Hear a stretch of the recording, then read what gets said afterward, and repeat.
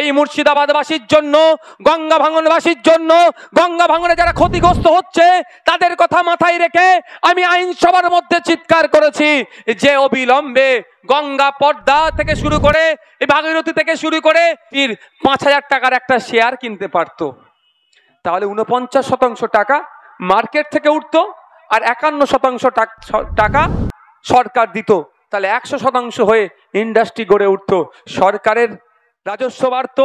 আপনার আমার যত আমি টাকা ইনভেস্ট করেছি আপনার আমার একটা লাভ আসতো বছরের শেষে, এবং সাথে সাথে আপনার আমার পরিবারের ছেলে মেয়েরা কি করত, কাজ পেত।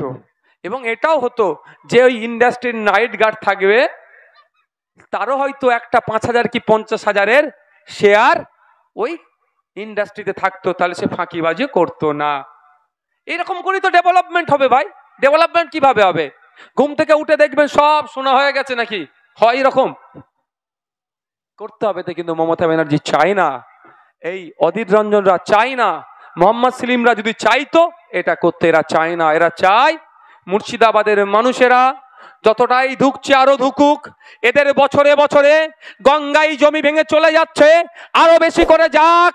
এই গঙ্গা ভাঙনের ফলে যে ত্রাণটা আসে, পুনর্বাসনের জন্য যে টাকাটা আসে, সেটা লুট করে এরা। আর আমি বিধানসভার মধ্যে এই মুর্শিদাবাদবাসীর জন্য, গঙ্গা ভাঙনবাসীর জন্য, গঙ্গা ভাঙনে যারা ক্ষতিগ্রস্ত হচ্ছে তাদের কথা মাথায় রেখে আমি আইনসভার মধ্যে চিৎকার করেছি যে অবিলম্বে গঙ্গা পদ্মা থেকে শুরু করে ভাগীরথী থেকে শুরু করে যে সমস্ত গঙ্গা ভাঙনের ফলে, নদী ভাঙনের ফলে মানুষ ক্ষতিগ্রস্ত হচ্ছে, এদের পুনর্বাসনের সাথে সাথে গঙ্গা ভাঙন রোধ করার জন্য কংক্রিটের বাঁধ নির্মাণ করতে বলেছি এবং বিজ্ঞানসম্মতভাবে রক্ষণাবেক্ষণের কথা বলেছি। আপনাদের মধ্যে আমি এসে কথা বলে দেখেছি মুর্শিদাবাদে, ইতিপূর্বে অনেকবার এসেছি, তো একটা ভুল জিনিস মাথায় ঢুকিয়ে রেখেছে, কি জানেন? নাকি এই গঙ্গা ভাঙন রোধ করা যায় না। কি আপনারা কি এরকম মাথায় নিয়ে চলেন নাকি? হ্যাঁ, এটা বলেছে নাকি?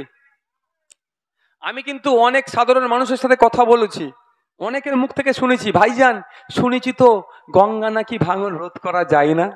এটা কে বলেছে যায় না? এই নেতাগুলো শিখিয়ে দিয়েছে, বা নেতাগুলো বলেছে, ওগুলো শুনেছেন আপনি? আমি অশিক্ষিত, আমি শিক্ষাই কম, আমার আপনার মাধ্যম দিয়ে এটা প্রচার করাচ্ছে। কিন্তু আমি আপনাদের বলে রাখি, এখান থেকে যদি আপনারা মালদা যেতে চান বাই রুট, ফারাক্কা ব্যারেজ পার হয়ে যেতে হবে তো ভাই। হ্যাঁ, ফারাক্কা ব্যারেজ দিয়ে যাচ্ছেন, প্রথম ফারাক্কা ব্যারেজটা কার ওপরে আছে? ওই ব্যারেজটা কার ওপরে? গঙ্গার ওপরে তো।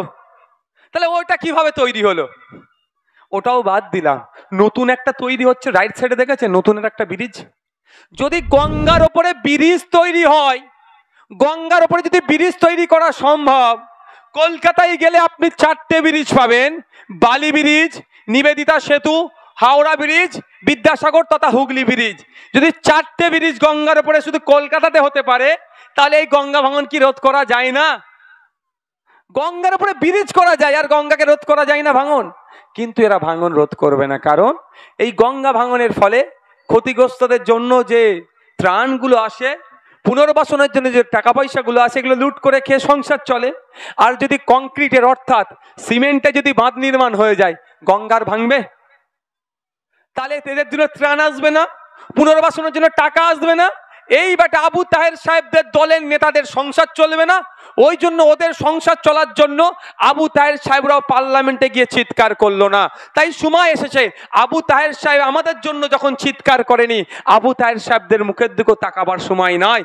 আমরা আমাদের পরিবারের কথা ভেবে, আমরা আমাদের হাবিব ভাইয়ের মুখের দিকে তাকিয়ে, আমাদের নিজেদের মুখের দিকে তাকিয়ে আপনার এলাকার সন্তানকে হাতকে শক্ত করার জন্য এই 7 তারিখে খাম চিহ্নে ভোট দিয়ে ইভিএম মেশিনের 7 নম্বরে 7 তারিখে ইভিএম মেশিনের 7 নম্বরে ভোট দিয়ে ইনাকে পার্লামেন্টে পাঠাবো। হবে তো নাকি ভাই?